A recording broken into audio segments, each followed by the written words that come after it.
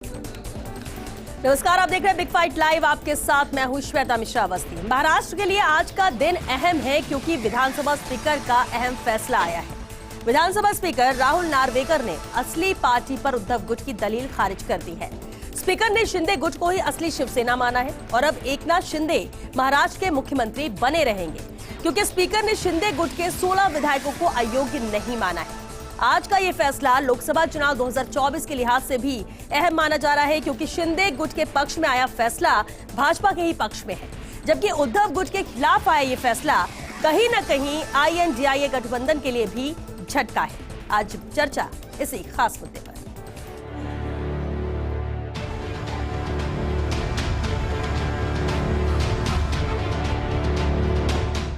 तो आज का जो निर्णय है वो कोई फैसला नहीं है, वो कोई न्याय नहीं है, वो एक षड्यंत्र है।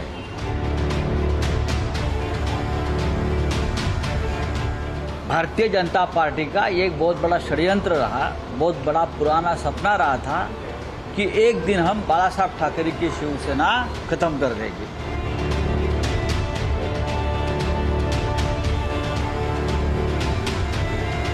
– 2014 के बाद से एक नई परंपरा शुरू हुई है। वही होता है जो मंजूर अमित शाह और नरेंद्र मोदी होता है।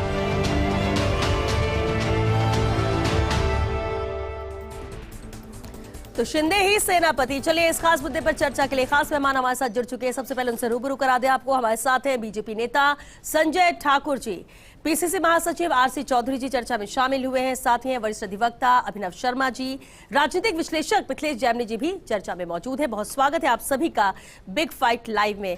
संजय ठाकुर जी, पक्ष में फैसला आया और ये जरूरी आप लोगों के लिए इसलिए भी था क्योंकि लोकसभा चुनाव सामने है, लेकिन कहना यह कि कोई ये इंसाफ नहीं हुआ है, सही फैसला नहीं आया, जिस तरह की प्रतिक्रिया आ रही है ये षड्यंत्र रचा गया, ऐसा कहा जा रहा है। संजय ठाकुर जी, आप तक आवाज आ रही है? हाँ जी, बिल्कुल आ रही है। आप सुन सकते हैं मुझे? बिल्कुल बिल्कुल सर।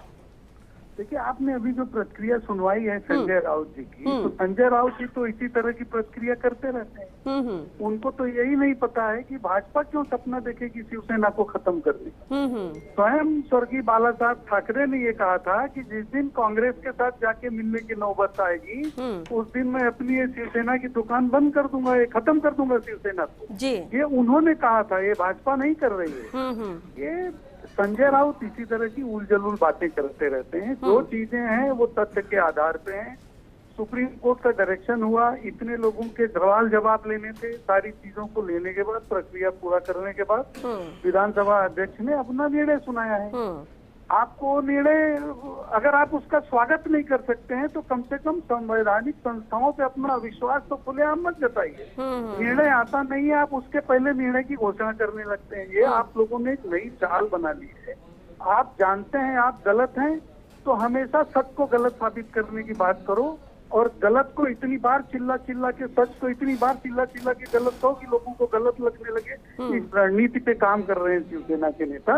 ये बहुत दुर्भाग्यपूर्ण और बहुत दुर्दैवी है। जो इनके पक्ष में बात होगी उसके लिए कोर्टों को भी मानेंगे। अगर इनके पक्ष में बात नहीं होगी तो ये संवैधानिक संस्थाओं को, कोर्ट को, किसी भी संस्था को नहीं मानेंगे। तो ये इनकी प्रवृत्ति बन गई है।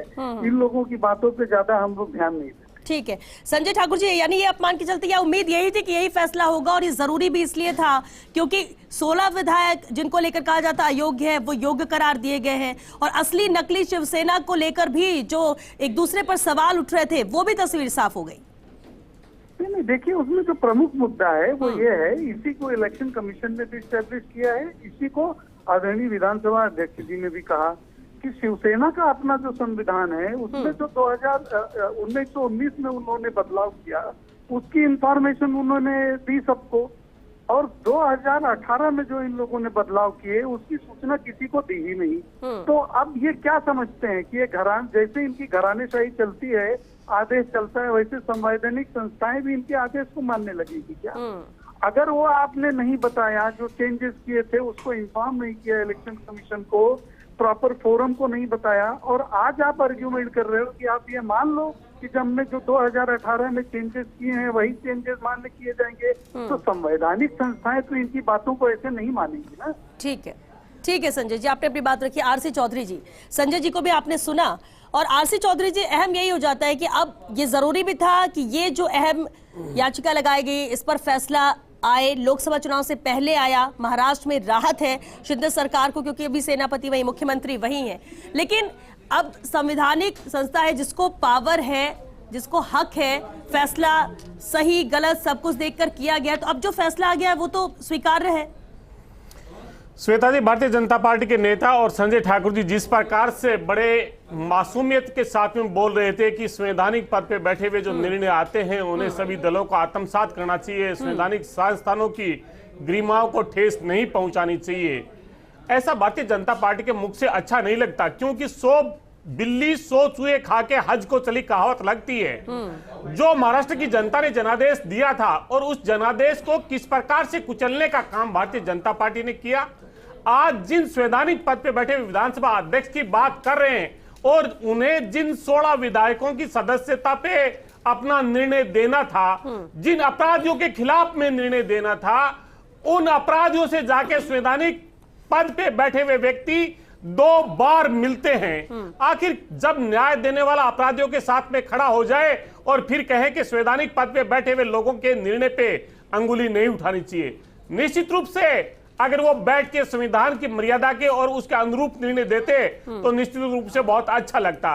दूसरी तरफ ये बात करें, सुप्रीम कोर्ट ने कहा कि जिस फ्लोर टेस्ट की बात महाराष्ट्र के राज्यपाल ने कही वो बिल्कुल असंवैधानिक थी, गलत थी। जिन लोगों पे संविधान की रक्षा करने की जिम्मेदारी दी गई है वो केंद्र सरकार की जब कठपुतलियां बन जाती है, लोकतंत्र जब खतरे में हो जाता है, तब जनता को सड़कों पे आके उस लोकतंत्र की रक्षा के लिए बाहर निकलना पड़ता है। इसकी लंबी एक हिस्ट्री है। आज जो विधानसभा अध्यक्ष ने निर्णय दिया वो उनकी बेबसी और मजबूरी थी, क्योंकि सुप्रीम कोर्ट ने अल्टीमेटम दे दिया, अंतिम चांस दे दिया कि आपको इस दिन निर्णय करना ही पड़ेगा। इसलिए आज उन्हें निर्णय करना पड़ा, वरना 2023 से जो सुप्रीम कोर्ट की वर्डिक्ट आई उसके बाद में लगातार जो चलावा आ रहा था ये निर्णय नहीं दे रहे थे, लेकिन आज मजबूरी थी। जो यहाँ पे विधिवता बैठे हैं वो उनको भी बताएंगे कि किस प्रकार से आज अगर निर्णय देने का जो अंतिम समय था, इसलिए मजबूरी के कारण उन्हें निर्णय देना पड़ा।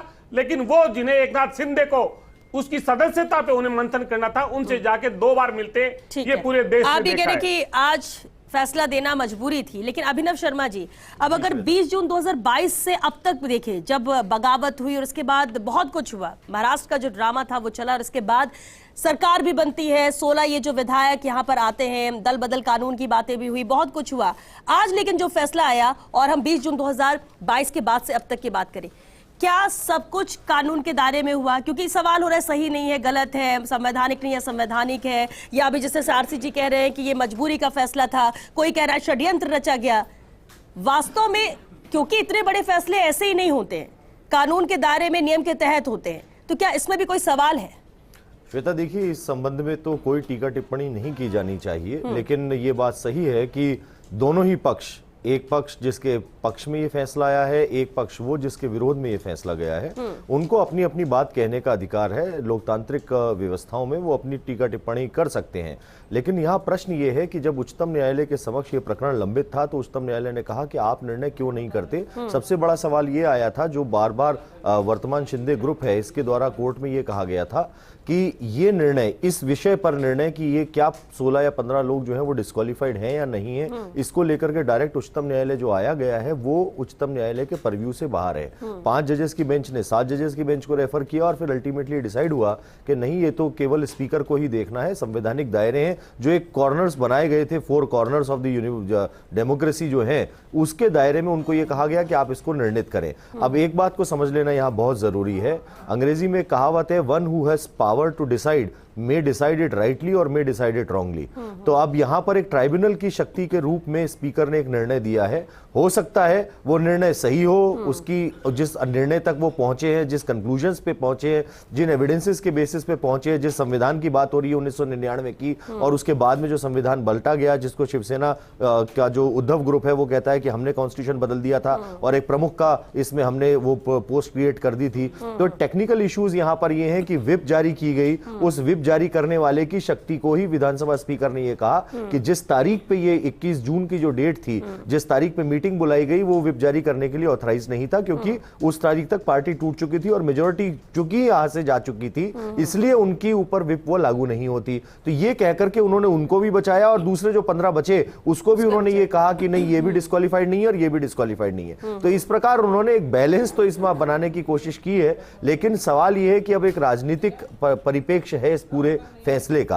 अक्टूबर के आसपास जाकर के जो है विधानसभा के चुनावों की बयार होनी है और उससे पहले ही लोकसभा चुनाव की स्थिति आनी है। तो ऐसे में उच्चतम न्यायालय में जाना, उसको चैलेंज करना, उसके ऊपर कोई इमीडिएट ऑर्डर लेकर के आना, ये एक बड़ा परिप्रेक्ष्य है जिसको देखा जाना आने वाले समय में जरूरी होगा। लेकिन वो जुडिशियल साइड पे कम और पॉलिटिकल साइड पे ज्यादा होगा, क्योंकि एक तरफ एक विक्टिम कार्ड है जो ये कह रहा है कि हमारे साथ चोट हो गई और हम तो विक्टिम है, परंतु क्या जनता उस विक्टिम कार्ड को देख पाएगी या ये जनता मान के चलेगी जो अभी एक वक्ता आपके सामने कह रहे थे कि बाला साहब ने कहा कि ये हमारी पार्टी है और अगर ऐसा होगा तो पार्टी बंद कर देंगे। तो वो एक परिप्रेक्ष्य जो है, जो इसकी आइडियोलॉजिकल सोच की लड़ाई है, अब वो धरातल पे लड़ी जाएगी। वो जुडिशियल कॉन्शियस के साथ में और जुडिशियल चीजों के बीच में उसकी लड़ाई कम रह गई है। ठीक है, बिल्कुल अहम बात की मिथिलेश जैमिनी जी। अब देखिए, सही गलत और अपने अपने तर्क हैं, हर कोई अपने अपने पक्ष को मजबूत और सही बताने पर इसमें तुला हुआ वो नजर आता है। इन सब से इतर अब ये फैसला आना था, आ चुका महाराष्ट्र में, क्योंकि इसे लेकर ही सरकार क्या होगा, सरकार के साथ क्या सवाल उठेंगे, क्या ये अपने आप को साबित कर पाएंगे, फैसला किसके पक्ष में आता है, तय हो चुका है। शिंदे गुट जीत चुका है, उद्धव गुट यहाँ पर चित हुआ है। लेकिन अब लोकसभा चुनाव के मद्देनजर इस फैसले को कैसे देखा जाए? देखिए, निश्चित रूप से लोकसभा चुनाव और अक्टूबर में होने वाले विधानसभा चुनाव दोनों में बड़ा अहम होगा, क्योंकि 6 पार्टियों के बीच वोटों का डिवाइड होना है, 6 पार्टियों के बीच सीटों की शेयरिंग होनी है। यानी 3 दल कांग्रेस की तरफ है और 3 दल भाजपा की तरफ। अजीत पवार गुट बीजेपी की तरफ है तो शरद पवार गुट इधर है, उद्धव ठाकरे उधर है तो एकनाथ शिंदे इधर है। तो कुल मिलाकर जब सीटें, अगर अजीत पवार के ग्रुप को आपने सीट दे दी और वहां अगर सहानुभूति शरद पवार वाले गुट के कार्यकर्ताओं, क्योंकि कार्यकर्ता भी 3 जगह डिवाइड हो चुके हैं, कोई कह रहा है उद्धव ठाकरे की जय हो, कोई कह रहा है एकनाथ शिंदे की जय हो, कोई कह रहा है अजीत पवार की जय हो, कोई कह रहा है शरद पवार की जय हो। तो पूरा महाराष्ट्र एक राजनीतिक रंगमंच बन गया है। अब इसमें कौन जीतता है, लेकिन आज के फैसले से यह तय हो गया है कि वर्तमान में जो युग चल रहा है वो सामान्य आदमियों का डेमोक्रेसी पर राज स्थापित हो रहा जाए।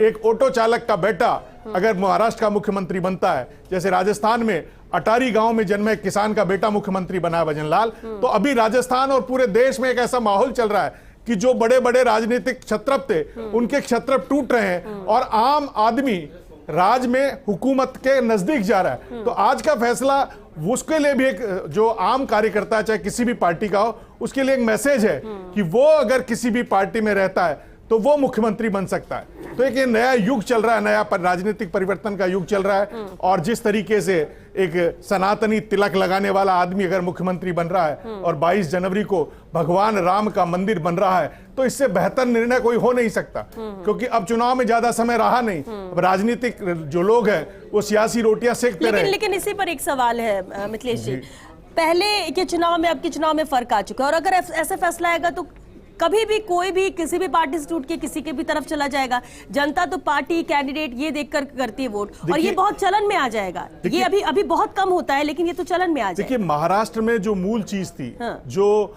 अभी संजय ठाकुर साहब बोल रहे थे कि जो बाला साहेब थे, उन्होंने साफ कहा था कि जिस दिन कांग्रेस से हाथ मिलाया जाए उस दिन ये दल खत्म हो जाए। तो एकनाथ शिंदे के साथ कहीं न कहीं जो कट्टर शिव सैनिक है वो इसी आधार पर जुड़ के आए। पहले 16 आए और 16 के बाद में एक तोड़ के आए। तो जो 51 थे, 51 में से 37 आ गए, जो 2/3 था वो पूरा कर लिया, तो इसीलिए तो बच गए, नहीं तो सरकार गिर ही जाती। तो ये एक बात मैं यहाँ जोड़ना चाहता हूँ, आप इसका थोड़ा सा बैकग्राउंड समझने की कोशिश कीजिए। ये एक बहुत लीगल कॉम्प्लेक्स और पॉलिटिकल रूप से कॉम्प्लेक्स क्वेश्चन अब खड़ा हुआ है इस लोकतांत्रिक व्यवस्था में, इस देश के सामने। पहले सवाल ये होता था कि सरकारें गिराई जाती थी, तत्कालीन सरकारों के द्वारा।